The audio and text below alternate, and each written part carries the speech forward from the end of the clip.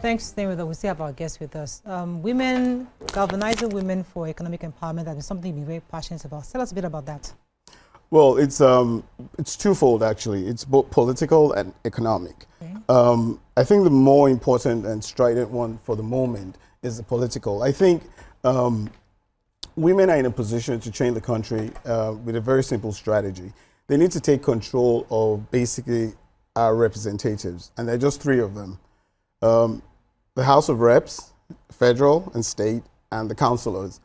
If women can, because like I said, they have various platforms to mobilize, can ensure they can control, influence, and make those representatives accountable, we will change this country. It's as simple as, and I think it's such a simple message to try to get out there, that if we can get women to please use your churches.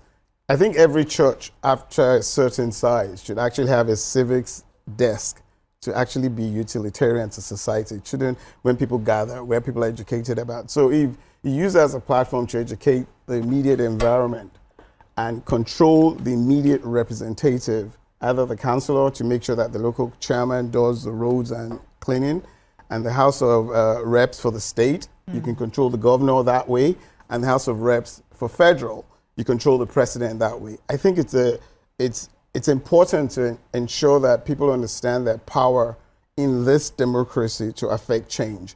And I think that's the message that doesn't get across enough, because people get frustrated, think it's out of their hands, people are not doing anything. And so that's, I think, the first primary message. How effective do you think that would be? Because the truth is that, there are many factors that can stop that from being successful. Society come together and they educate, but then there's so many other economic factors that wouldn't allow me to follow through. How is it being done? We agreed this, we did this, because I am worried about making my ends meet. So in another society where the basics are provided, I can follow that. I can wake up every morning to the local government's or chairman's office.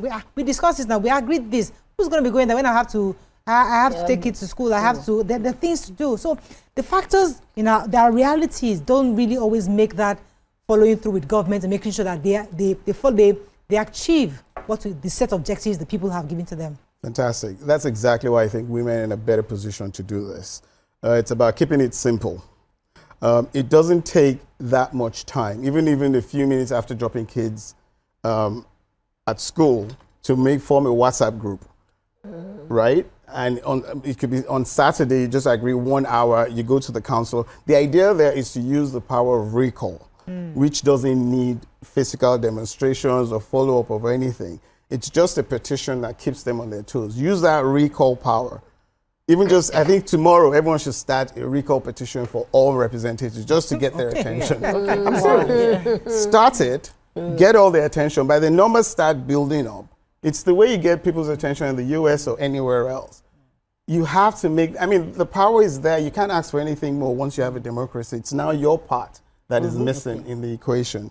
And that's why I think women particularly can, because that few minutes, either maybe dropping kids at school, it's where you can mobilize that, and you're in units that is not divided by tribe or religion. You can form platforms where you can be united as an act for collective united action. So it's one thing to rally or recall or mobilize women, but then where they, not everybody is passionate or even understands why they are part of that WhatsApp group or what's happening there, or the issues that's pertinent to them, right? So what are your thoughts, or what do you think is the importance of economic literacy for women in the aspect of them understanding that what they're doing affects them, affects their children, affects, every single, that trickles down to, affects them personally. Right. Because when someone feels that something affects them personally, then they have the passion and the time to do it.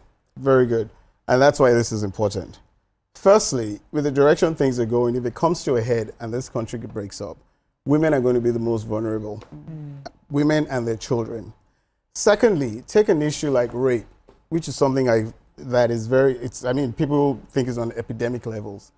I think every police station in this country should have a rape unit staffed by at least one woman and one man officer dedicated to rape and women violence. We have that in Lagos, but this is on our habit. Right, but the thing is, it should be everywhere, and it's something that can galvanize women, like you're saying, to be conscious of how these things touch them. Once you give them something they can rally around as a cause, make that just the one thing. I think there are particularly just 4 things I would think this movement, if it starts, should focus on. First is security. Right.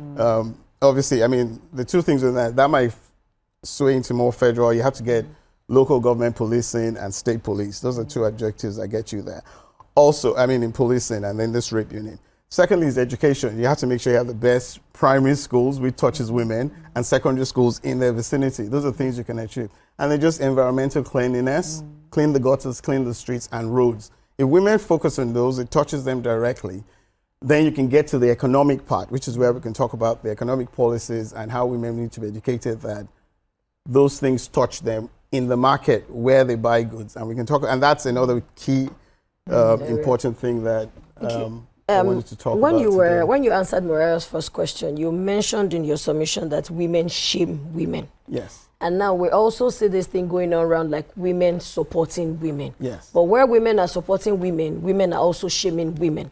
Now there's this belief out there that for anywhere that patriarchy stands or takes a form, that women are the biggest enablers. What would you say to this? Yes, that's where the shaming the women who support this patriarchy comes in. Because you shame them to conform to supporting women, is how I look at it. Right. When you rally together and say, you are not supporting women, you isolate her, she feels the pressure and she changes. She would even speak to her husband, stop it. My friends don't like it, they're talking about you. Those kind of things matter and affect, I think, change more than with men. Men, for some reason, I think we're getting shameless. And it's really disappointing. You see us dancing, even senators being facetious in serious issues. And I really think the hope for change lies with women. And that's why I think that's kind of the focus of the present. Well, how do you intend to get this going ball rolling? This platform, for one, I think is very powerful. A lot of women watch this, particularly young women. And you don't need a majority on this. You just need those that are conscious, and they would knock the heads of those and educate others and women. It's just that, I mean, if you look at even when they did, I don't want to get political or take sides, but I'm just using NSAS as an example. A lot of that was driven by women, young, dynamic women. You just have to show them a path that shows that where they can't be divided, let the issues be uniting factors, and it's not based on party that doesn't look as if you can brand them as being Labour or APC or anything.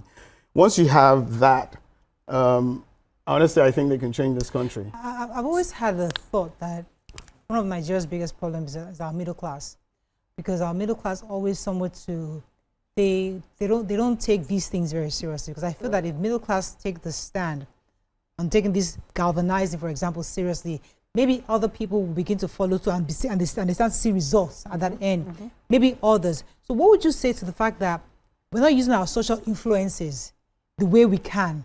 Because it's easy to say, oh, the market women, gather them. They have needs. They are like, please, I have more important. I'm not going to focus that. Whatever I see, I get. Whenever they get to us, we'll see. We collect their rice, we collect their gari. Whenever they go and get to us, I'm not interested in this thing you're doing. But those of us who are educated, yes, who have probably better influence, many of us don't do that. We don't see the need. But galvanizing is always downwards. We don't galvanize each other because everybody has leanings here, loyalties here. They don't want to, So how do we break that? I don't think the issues in anything in Nigeria, honestly, is unique. In any society, you have to find what you call lightning rod issues that galvanize people. That's why I said, like, rape now. Maybe that's the thing that can bring women's consciousness. Like, say, just make rape the issue. Let's all achieve this goal. When people see things they can achieve, it motivates them to get more involved, little by little. Another thing is, for instance, I think every market should have like a container-type creche attached to it, where the market women can check in their children. If someone starts a campaign like that, enough women who are educated, like you said, it will galvanize the market women. Like, okay, these people are fighting for us. And from there, they would register with your WhatsApp platform or whatever the platform is. And this is maybe just an outreach after Sunday, after church. You go and you talk to the women in the church, sensitize them, have a program where that is done for civics classes. In the mosque and things like that as well. And various village women groups take time to talk to them, those are the village women. You're in Lagos, to them. To them. Yes, With them. exactly. Like I think your Funmilayo did a great. I hope everyone's seen that movie, by the way. Yeah. It's a great model for how you can galvanize women. Okay. And so, it addresses exactly what you're talking about. so we can say that in 2025 that they are trying to review the 1999 Constitution, and one of the issues to be tackled is to be able to create more seats in politics for women. And this is it's in 2025 that Nigeria is giving women their constitution. They're still reviewing it to opportunity to have seats on the table. So how do you think government policies, how does it affect women's lives, especially in Nigeria? Well, like I said, the other leg of what I wanted to talk about is the economics, and let me explain how that's very important. One of the things I think we don't notice is that the economic policies of our government deliberately impoverish us. What happens is two things. The way they print money and the loans they get, they basically take value from the citizens to pay them back when they depreciate the currency. I kind of have to unpack that. It's really critical for women to get, and all Nigerians, but I think particularly women, to get conscious about what's going on here. Because if we don't stop it, the cycle just repeats. So, I mean, it has started ever since Babangida. We're poorer and poorer and poorer. You work very hard, you take 2 steps forward, and it just brings you 1 step back. Because okay. well, Like 15. yes, because they're actually stealing your money. There's no other way to look at it. So what happens is, let's even leave borrowing money outside. Let me talk about how debt works. The first thing I think people need to understand firstly is that money is a product of the mind. Every kobo is a product of the mind.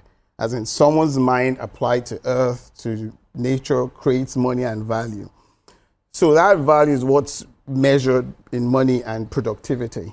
So if it's not measured, it means it's diluting from, if you work for it and I just bring the equivalent of it without working, I've diluted your money. And so there's wealth transfer, and that's what really happens. Yeah. So they borrow money, they can't pay the domestic. Unfortunately, I have to cut you off. We've run out of time. I really Okay. believe that we should have more time to explain, because that's a crucial part of this conversation to understand, but we have to bring you back again to Okay. explain to us. Thank you very much, sir, for coming. Yes, so That's all we can take since on we are today's women.